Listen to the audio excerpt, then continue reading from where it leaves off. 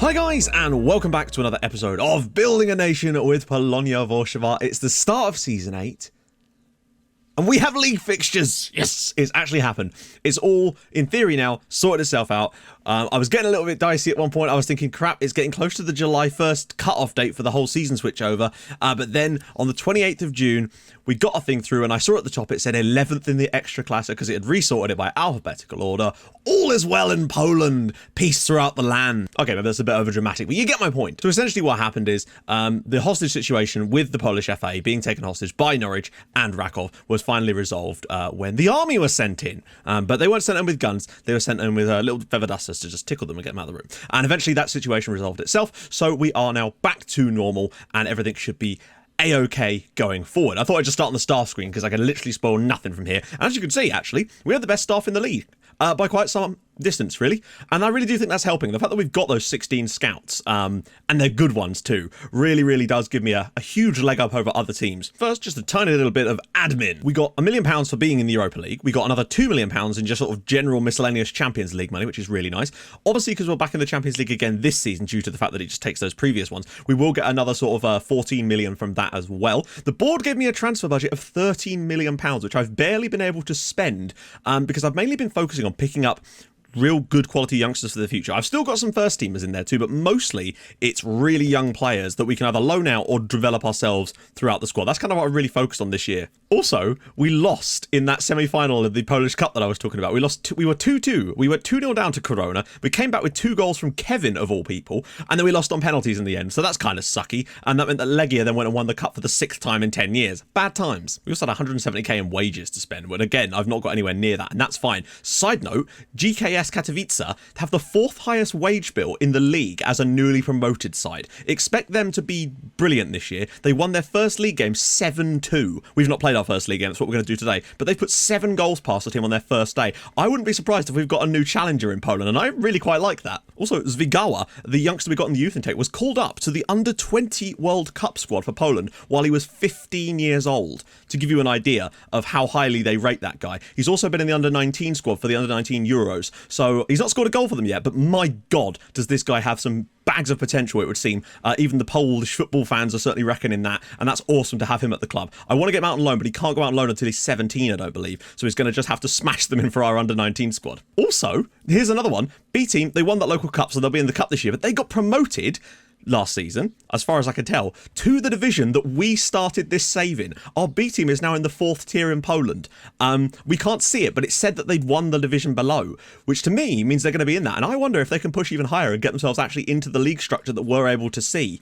That would be incredible. Board are spending another £2 million on upgrading the youth facilities, because ours weren't actually that great. They're getting there though. The data has been upgraded twice during the summer, which is very nice. And we've got more junior coaching and recruitment budget on top of that too. The directors also they took £4 million out of the club thanks to our good season, which is why we've got more transfer budget than we do actual money in the bank at the moment. So cheers the board. And they also announced a link with Celta Vigo, a senior affiliate link with them. I don't know why. I didn't ask for it, so that's a little bit confusing. It means we can take players on loan from Celta, which is kind of nice, but it also means they get first dibs on our players, and I guess it doesn't matter as long as we don't get forced to sell them. But today it's all about transfers, and there is a lot of stuff to go through. I think this is the busiest summer I've had in terms of quantity of transfers, perhaps not in quality. I've signed one particular player who I think is the perfect man for the job, and another one that turns out he's actually better than I thought he was. But we've got our first league game today as well. That's going to be the live com today. I can't remember who it's against. I think it might be Wisła Kraków. We'll see though. First up on the outs is Mateusz Klak. He's gone out on loan for the season to Cracovia. They're paying none of his wages. Oh wait, no, I swear I told them that maybe I did that one before I decided that one. So he's gone out on loan to Cracovia. I thought I would had us paying his wages, but there you go. Jakub Zima has gone out on loan to Sandicia. Yeah, we are paying his wages, right? So all the other signings that have gone out on loan, even if they wanted to offer us wages, I've turned them down and basically given them to them for free on loan for the season. So Jakub Zima's gone out. And the last loan signing that's gone out for now is Piotr Mikalski, who again has gone out on loan to Cracovia. So he'll be playing in the top flight this year, which is, or will he? Yeah, no, I think he will be. Better check that. Yeah, okay, so they did actually stay up, meaning that he'll be playing in the top flight for them this year. So that's nice. The first of which is a defender. He's called Falcao. He's coming from Gremio. I mean, he's a guy called Falcao. Again, this is one for the future. 18 years old. Only got 9 heading, but he is 6'1". Got great tackling. Great marking. Okay tackling. Some reasonable physicals. 750 grand from Gremio. £825 a week. He is here. He's out. He's available to go out on loan. He's got a dislocated shoulder at the moment, which kind of sucks. So I feel like he will probably go out on loan for the season, play for another team in Poland for a bit, and try to get some quality up. No consistency issues. Pretty good in most areas, but only 2-star. Nothing special, but 750 grand. Couldn't really say no. Next up is Torben Søndergaard.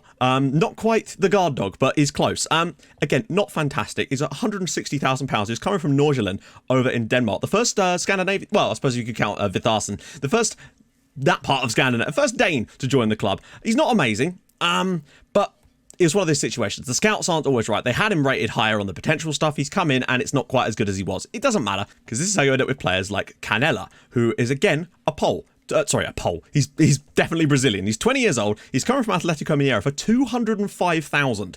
Again, I think it's a reasonable piece of business. He's a 6'4" defensive midfielder with some reasonable physicals, although his balance and his natural pace, that kind of stuff isn't great. But he does a lot of the defensive stuff pretty damn well. Again, he's available for loan, so he could go out to other Polish sides. But 205 grand, I thought it was a good deal. He was transfer listed and he wanted to leave. Next up is one I am very, very pleased with. This is Edwin Palacios. I wanted a new centre mid because I felt like Kane Pavey, excellent, but Zavchakrai completely fell off the radar and he's gone now anyway. Todorov just didn't quite develop in the way that we would have liked, so I wanted to try and sign someone that's a bit better than that, and this is where Edwin Palacios comes in. The Colombian's coming from Independiente Santa Fe for £500,000. He had a release clause. There's no way this guy was worth half. I mean, I know it says his value is £500,000, but like, to me, we would have had to pay way more than that if it wasn't for the release clause. Next up is a left back. It's Milos Nikolic. What's that you say? Yes, I did sign another player from Partizan Belgrade. It just happened. So here he is. We've really been struggling for that left back spot. Kokoschka's done okay, but he really is maxed out already now. Now that he's hit his 22nd birthday, the potential's dropped completely, and that's actually how he is. He's only like 2.5 stars now, so we needed someone that could excel a bit more than that. So Milos Nikolic has come in for £775,000 from Partizan, because I also signed this lad. This is Leandro Albarracin, or Albarracin, I don't know. Let me know in the comments how you pronounce these names. Also, nicknames and player rumours about these guys. Drop those in there too. So, this is one I'd sort of signed him up before. This was during last season. I think I actually signed him up in like February, but the point is he couldn't join us just yet. 19-year-old Peruvian. Now, the reason we know about this guy is because he was on loan at Sampdoria last season, and my scout brought him to me while we were scouting Italian youth intake, so we knew about him for a little while. He has some ridiculous physical stats. He's fast, he's agile, he's 6'2". This is the thing about him. He is fast, but he's also incredibly tall. We also had some bids for Victor Hugo of £7 million from Swansea. Yeah, not happening, and he wasn't even interested in moving to Swansea, to give you an idea. Particularly as that would have only made us £1 million on the deal. Come on. And now the biggest transfer outlay of the season. Sasa Siljak, who, again, another Serb, but Crvena Zvezda and Partizan have been churning out players during this save because they are the only two Serbian teams that you can actually get players from. That's why it's a little bit jaded towards them, because we don't have the league turned on. The only downside is his bravery, but everything else is just stunning. Now, depending on which screen I go to, it changes from being 4.5-star potential to, yeah, it's a bit of both. But I still think this guy's incredible. 15 passing, 17 vision, 16 teamwork, 16 technique, good first touch. He's got good free kicks. He's a dribbler. He's quite agile. He's got reasonable pace as well. Natural fitness isn't great. He's tall. He's not got the best heading, but he's okay in the air in general. There's composure, decisions, anticipation. I think he could probably be the perfect central midfielder. So he can actually probably play along with Edwin Palacios, and now we've got two absolutely brilliant centre mids. That was one area, despite not doing any analysis, I could tell that we definitely needed to strengthen, and I think with Palacios and Siljak, we've very much found the two players for those roles. Both young, both full of life. He's on nearly 10 grand a week, but I felt that it was a deal that had to be done. 1.8 million he cost, which still isn't that much money when you think about it. There's also been two loan signings. The first is Atanas Jordanov, who's coming from Arsenal for the season, a young Bulgarian. He's to play as our sort of attacking midfielders to give us a little bit of a support along with Fiarchik and Carballo and the like.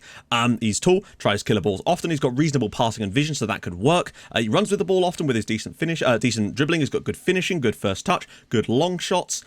I mean, he's 6 foot tall, good physical, still only 22 years old. I think, again, like I always say, there's a lot to like about this guy. Once he gets used to the squad, I think Yordanov could make a huge difference for us this season. I really do. But there's one player that I think is even better, and that is this lad. This is Rafael Rodriguez. He's coming on loan from Manchester United for the season. We're only paying £6,000 a week in wages. I was mesmerised by the fact they let us have him for that.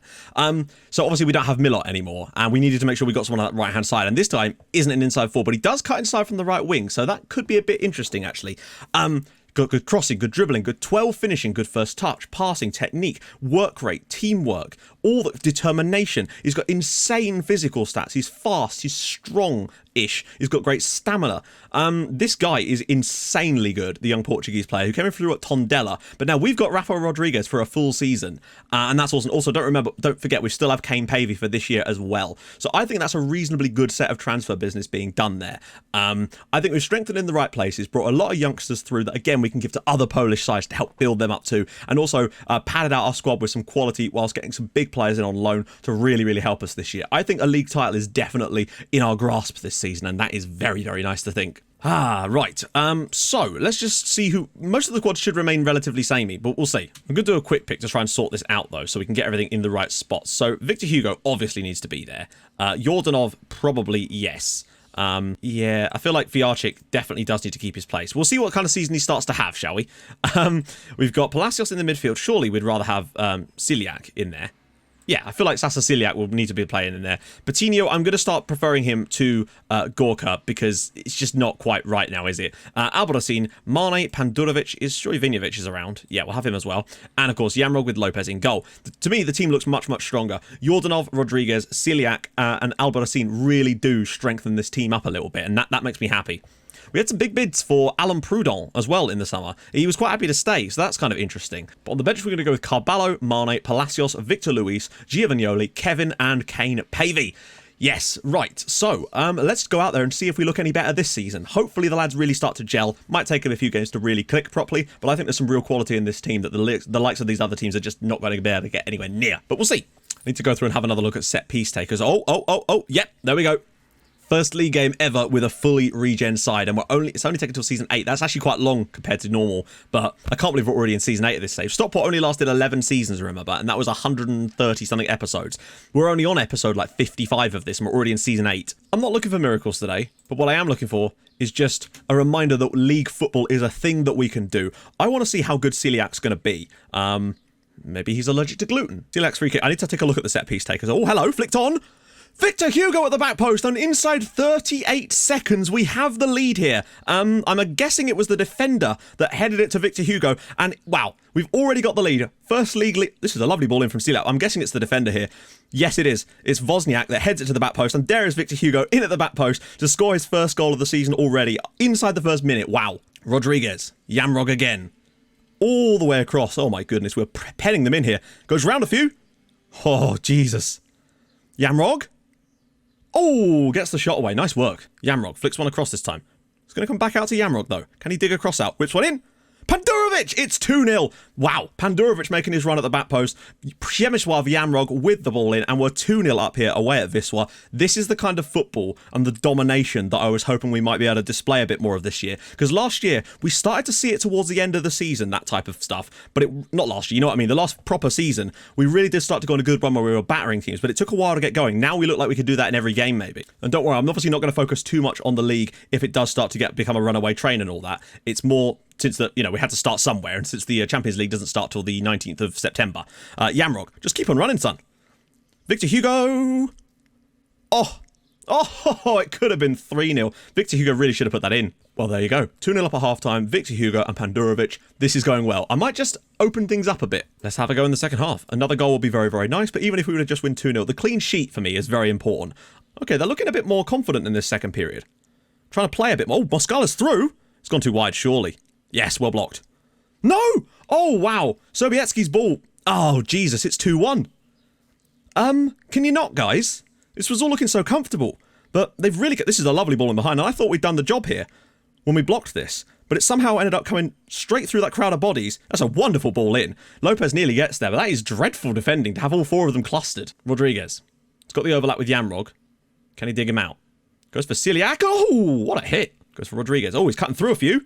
Could get the shot away, and he has done. Rafael Rodriguez. I was just thinking about taking him off. We had no options. By the way, that's Yamrog's second assist of the game already. Nice work from him actually linking up. I thought he was going to put the cross in, but just plays a nice little ball just in around the corner. But then Rodriguez takes over. This is why he's here. He's got that little bit extra to be able to cut inside and do that kind of stuff with his left foot. It's 3-1 now, and that surely wraps up the match. Nicely done, lads. Victor Luis on for Fiarchik. Albarracino's not had the best game so far, but can he dig something out? Rodriguez! Oh, that's better. Yamrog with the long throw. Can someone knock it down for someone? Maybe it's Kenny Power. Oh, Kane Pavey. Shot blocked off the end of that. Could have been 4-1. That's what we really needed. What a tackle that is. Victor Luis back for Yamrog. Has he got another assist in him? He does! Victor Hugo!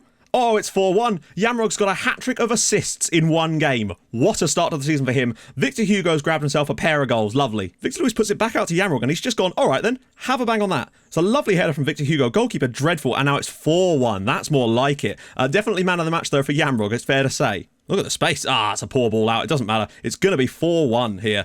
That is a really, really good win. We just ground through them in the end and got ourselves a couple of extra goals just to kill this game off. Carballo, bits of space out wide maybe. He finds Victor Hugo. Oh, and again, in the last stages of these games, we really do seem to be able to turn it on against tired legs. That's where we really come into our own. Victor Luis makes it 5. Victor Luis makes it 5-1. Wow. 2 goals in stoppage time to kill this one off. Kane Pavey this time with the assist. Victor Luis getting his first ever goal. I thought this game should have been over already, but we've just kept the ball. Just kept playing it around them. This is a lovely ball from Kane Pavey. And what about that for a strike from Victor Luis? The young Brazilian grabs his first goal for us. It's 5-1 away from home. That's more like it. I'm full of confidence that we're going to have a good job in the league this year if we can keep playing like this and scoring as many goals as we are currently. That is a sensational result. 5-1 away from home on the opening day of the year. That's better. Who gets man of the match in the end? It was actually Victor Luis. Victor Hugo that got it in the end, but Przemysław Yamrog's 3 assists is definitely not going to go unnoticed. What a performance. 5-1 victory. Still not top, though, because of Katowice. Huge win. So, next episode, obviously, is going to be the first Champions League game, which means we've got a big chunk of games off camera. In fact, there's like 7. That's a lot, actually. But I'm prepared to do it because we want to get cracking into the Champions League stuff. So a huge chunk of league games off camera, then coming back for our first game in the Champions League group stages. That is going to be fun as hell. Hopefully, we'll get a slightly easier group this year. I don't think so somehow. I think our best bet, again, is to try and sneak into 3rd and get Europa League after Christmas and have a crack in there again. I think that's our best bet for a couple of seasons until we can improve our coefficient. Anyway, maybe we should check out the other teams are doing, actually, or maybe we don't know the answer to that yet. So that's going to be the next episode. I actually can't remember which teams are in Europe with us this year, but there we go. So yeah, join me then. If you've enjoyed this, and I hope you have, a 5-1 victory on the opening day. We've made some good signings. We want to get cracking with the European stuff. I want to be trying to win. We've got 7 games off camera. I want to try and win at least 5 of those matches and really try and push ourselves towards the top, but that might not happen. We'll have to see. Anyway, if you've enjoyed it, drop a like. That'd be amazing. And if you're new to the channel, hit that subscribe button. Things should be smooth sailing from here on out. That's going to be brilliant. And yeah, I'll see you guys in the next episode for some Champions League goodies. It's going to be fun. The money should be rolling. Might even make a couple more signings. Mad lads like that. I'll see you guys soon. Thanks so much for watching. Bye-bye.